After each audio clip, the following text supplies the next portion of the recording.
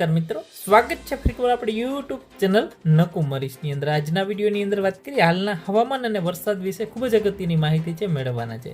છેલ્લા 2 કે 3 દિવસથી રાજ્યમાં અલગ અલગ વિભાગોમાં વરસાદ પડી રહ્યો છે અને અમુક વિસ્તારોમાં ભારેથી અતિભારે વરસાદ પણ છે નોંધાઈ રહ્યો છે। મિત્રો વાત કરીએ જે આગળ 25 થી 31 જુલાઈ દરમિયાન છે સાર્વત્રિક વરસાદ એટલે કે સારો વરસાદનો રાઉન્ડ આવશે અને હવે આજથી સૌરાષ્ટ્ર અને બાકી રહેલા વિસ્તારોમાં પણ વરસાદની છે શરૂઆત થઈ ગઈ છે। મિત્રો વાત કરીએ કચ્છ જિલ્લામાં પણ સારો વરસાદ છે નોંધાયો છે ઘણા બધા તાલુકાની અંદર, સાથે દ્વારકા, જામનગર અને પોરબંદર જેવા વિસ્તારોમાં જે બાકી રહેલા વિસ્તારો છે અત્યાર સુધી વરસાદથી જે વંચિત હતા ત્યાં પણ વરસાદની શુભ શરૂઆત છે થઈ ગઈ છે અને આગામી તારીખ 25 થી 31 દરમિયાન આ સેશન દરમિયાન વાવણી લાયક વરસાદ છે આ જિલ્લાઓની અંદર જે બાકી રહેલા વિસ્તાર છે એની અંદર થઈ જશે। મિત્રો એટલે કે ખેડૂતોએ કોઈ ચિંતા કરવાની જરૂર નથી। 25 થી 31 તારીખ સુધીની અંદર જે બાકી રહેલા જિલ્લા છે દ્વારકા છે, જામનગર છે, પોરબંદર છે અને કચ્છના અમુક વિસ્તારો છે ત્યાં પણ સાર્વત્રિક વરસાદ છે થઈ જશે। મિત્રો આજે જે સિસ્ટમ સક્રિય છે બંગાળની ખાડીમાં આગામી 24 થી 36 કલાક દરમિયાન છે એ કહેવાય ને કે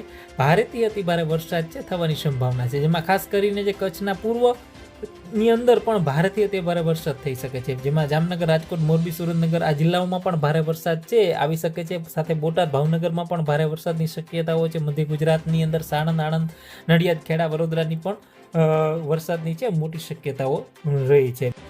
ગુજરાતમાં પણ અતિ ભારે વરસાદની તીવ્રતામાં થોડો ઘટાડો થશે, પરંતુ ભરૂચ, વલસાડ, સુરત, વાપી, નવસારી વગેરે વિસ્તારોમાં વરસાદ છે એ ચાલુ રહેવાની શક્યતાઓ છે। મિત્રો અને આ વરસાદી રાઉન્ડ છે 31 જુલાઈ સુધી છે ચાલવાનો છે। લગભગ 95 થી 98% વિસ્તારોમાં છે આ રાઉન્ડ આવી જશે અને કચ્છ, દ્વારકા, જામનગર, પોરબંદરના ખેડૂતોને વરસાદ છે સારો એવો થઈ જશે।